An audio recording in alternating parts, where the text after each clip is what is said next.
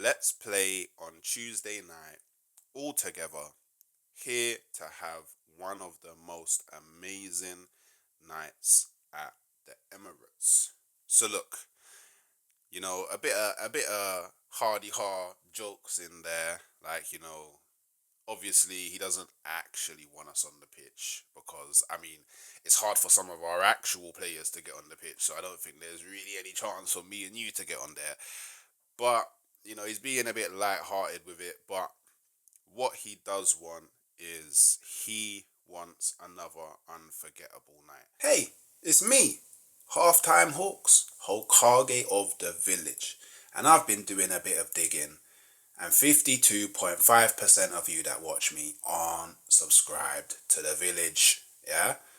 So, how's about you click that subscribe button, help the village grow, help us hit our targets, and enjoy the wonderful time that we share here together. Hope to see you soon. Peace. Yo, people, and we're back for another Canon Coffee Chat, yeah? And we're gonna have a little talk about a certain something that our manager, Mikel Arteta, had to say. But before all of that, just make sure, if you haven't already, go and grab your coffee. I got mine. Pause the video, run it back, and I'll catch you on the flip side. So look, obviously, Arsenal are, spoiler alert, facing PSG in the semi-final of the Champions League. I believe we play the first leg on Tuesday at home. So, similar to the quarterfinal, we played at home first, and obviously I'm one of the people that are hoping that we can do something similar to what we did versus Real Madrid. Hopefully we can pretty much leave the tide dead in the water by the first leg, and then go over to Paris and then just kind of hold the fort, be very frustrating, put the onus on them to come out and score and take advantage of whatever opportunities we can get on transition.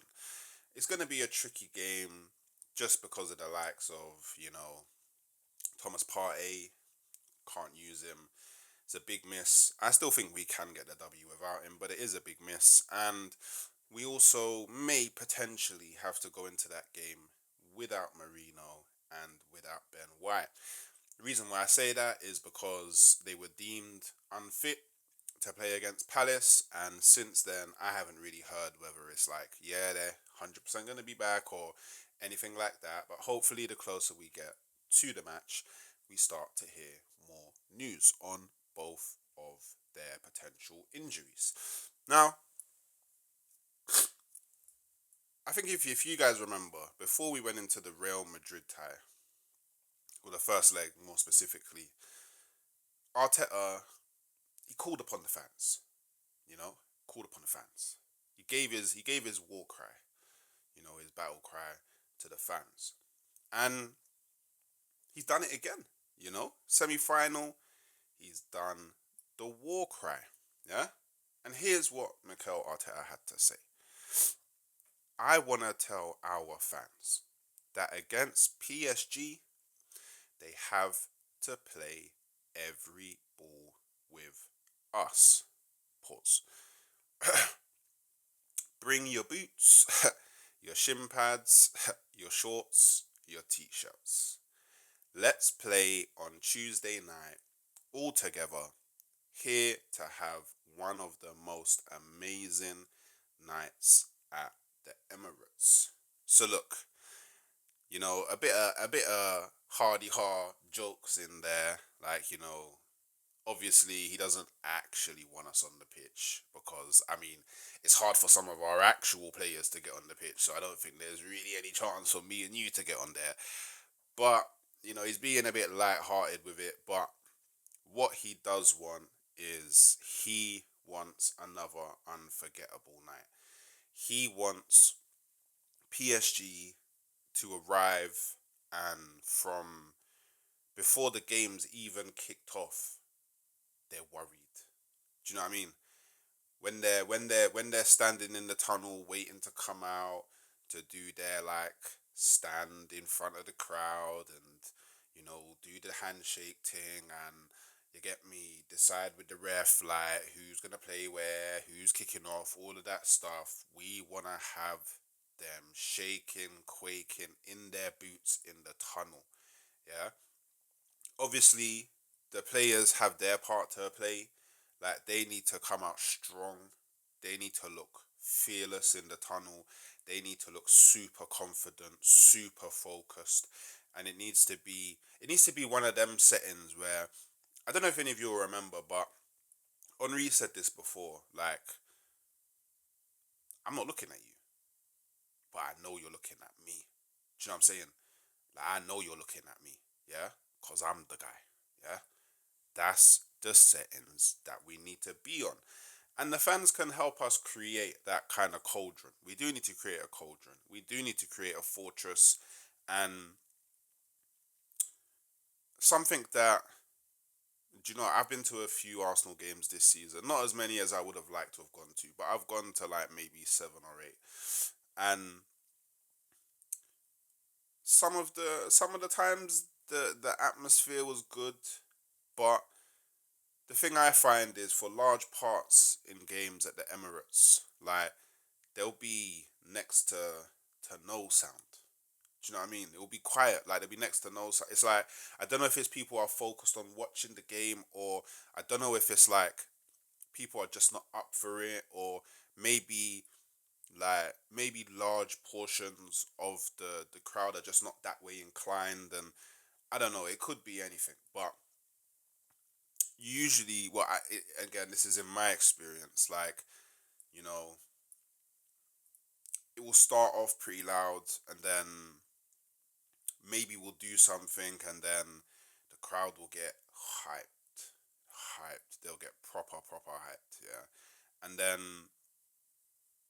say maybe one or two bits of play goes against us, it just starts to dwindle and dwindle and dwindle, and you may hear the odd guy making noise. The odd guy, is not even.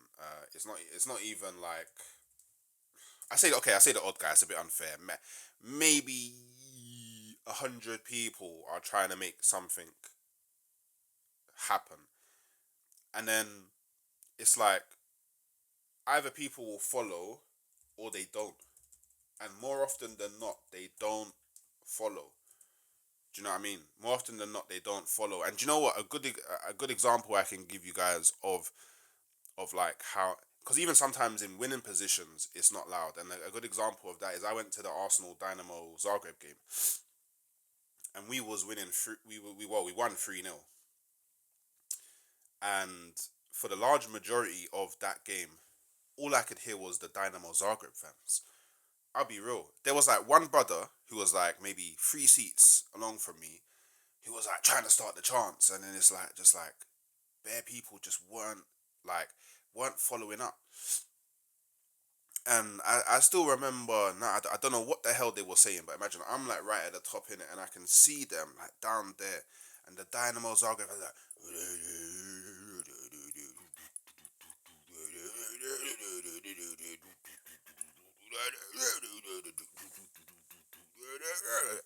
For the whole game, there was not like, and these man they were losing, and